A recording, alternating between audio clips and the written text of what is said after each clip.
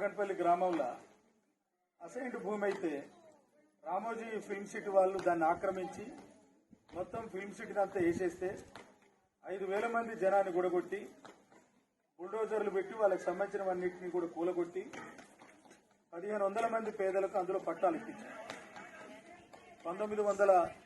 2007లో తర్వాత మన పేదవాళ్లకు భూములు అసైన్డ్ భూములు ఇచ్చిన తర్వాత ఈ గిరీష్ సంఘి అనే అతను మీరు కొంగర కళాన్ మీరు మన కలెక్టర్ ఆఫీస్ దగ్గర పోయినరు కదా, ఆ దగ్గర పట్ల 370 ఎకరాల్లో అసైన్డ్ భూములు పట్టాలు ఇస్తే వాటన్నిటిని కూడా వీళ్ళే అడ్డికి పావుషేరు కొని ఆక్రమించి పెద్ద పెద్ద గోడలు కడితే ఆ భూముల మీదకి మేము పోతున్నాం అంటే 7 పోలీస్ టికెట్లు పెట్టి ఈ అడవి పందులు దూరేటటువంటి అడవుల్లో నుంచి 100 మందిని పోయి ఆ భూమిని పేదలందరికీ కూడా ఒప్పజెప్పినాం.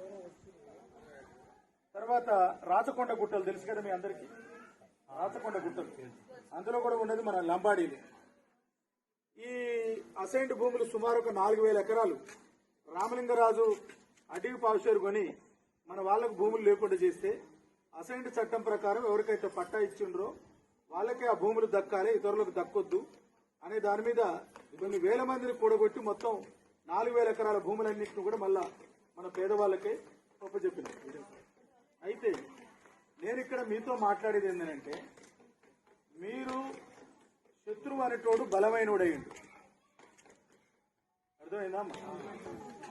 శత్రువు అనేటోడు బలమైనోడయ్యిండు, పోరాడే వాళ్ళు బలహీనులయ్యారు. బలవంతులతో కొట్లాడేటప్పుడు మనం అందరం కూడా ఐక్యంగా ఉండాలి, తెలివిగా వ్యవహరించాలి. మన కొన్ని పావురాలు ఏం చేస్తాయంటే మేత ఉంది కదా అని మేయడానికి పోతాయి. ఈ వేటగాడు ఏం చేస్తాడంటే పావురాల మీద వలేస్తాడు. ఈ వలేస్తే అప్పుడు పావురాలన్నీ ఇక వలేసిండు కదా, ఇక మన సాగు తథ్యమైపోయింది, మనం ఏం చేయలేము అని పావురాలన్నీ కొట్టుకు మిట్టులాడుతున్నాయి. అప్పుడు అందులో ఉన్న ఒక పావురం ఏం చేసిందంటే వాని వల పెద్దగా మనం ఏమి ఆందోళన పడాల్సిన అవసరం లేదు, ఒక్కరమైతే అందులోనే ఉంటాం, 10 మంది అయితే దాన్ని మోయడం కష్టం, కానీ 20-30 పావురాల మీద వాడు వలేసాడు. మనం అందరం శక్తిని కూడా తీసుకొని ఒక్కసారి కనుక గట్టిగా పైకి లేస్తే వలకు వలే మనం ఎత్తుకొని వెళ్ళిపోవచ్చు, ఎక్కడికో ఒక దగ్గరికి వెళ్ళిపోవచ్చు. ఆ వలను చక్కగా మనం చెట్ల మీద కనుక ఆలితే పిచ్చలను కిందికి అవుతాం, వల చెట్ల మీద ఆలిపోతుంది, మనం ఆ వలనిచ్చి బయటపడతాం. అట్లనే మన ఈ కొడంకల్ తండాకు సంబంధించినటువంటి ఇక్కడ కొండకల్ తండాకు సంబంధించినటువంటి ఇక్కడ మనం అందరం మీరు మీ శక్తి మేరకు కూడా మీరు కొట్లాడలేకపోతున్నారు అనేది నాకున్న అభిప్రాయం. మీరు సరిగ్గా కొట్లాడతలేరు, మీరు సరిగ్గా పోరాడతలేరు. మీ యువకులందరూ ఇది మా భూమి, కొట్లాడితే నాకు వస్తుందని వాళ్ళు అనుకుంటలేరు. తర్వాత మీరంతా పాత పీటీ అసైన్డ్ భూములు 300 ఇచ్చినాం, తర్వాత ఇది మొత్తం సేద్యం చేసినాం, ఈ అంతా కూడా మేమే కొట్టేసినాం, తర్వాత ఇదంతా మాదే.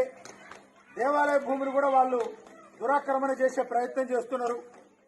తర్వాత మాకు అసైన్డ్ పట్టాలు ఉన్నాయి కూడా వాళ్ళే ఆక్రమించే ప్రయత్నం చేస్తున్నారు.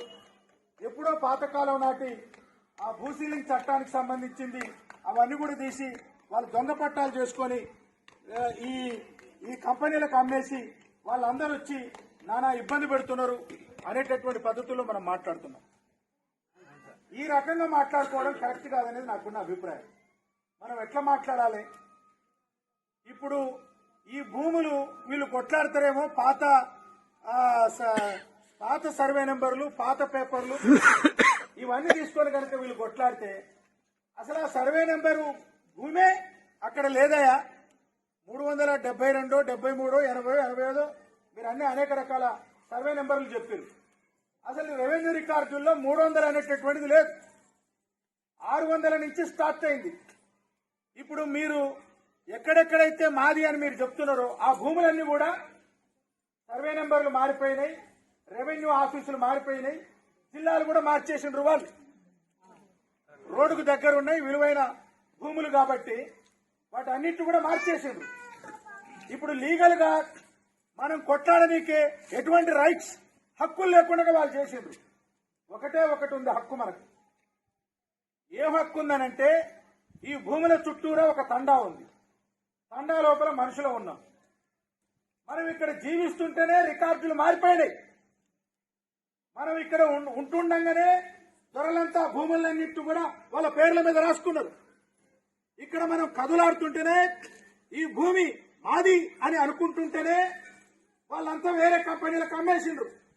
ఈ భూమి మాదే, దీని మీద హక్కు మాదే అని మనం అనుకుంటుంటేనే మన 300 రూపాయల పేపర్లు, మన పీటీ పేపర్లు, మన అసైన్డ్ పట్టాలు ఇవన్నీ కూడా మాకున్నాయి అని అనుకుంటుంటేనే కంటైనర్లు వచ్చినాయి, బౌన్సర్లు వచ్చిండ్రు, రౌడీలు వచ్చిండ్రు, గుండాలు వచ్చిండ్రు, ఇది మా భూమి అంటున్నారు.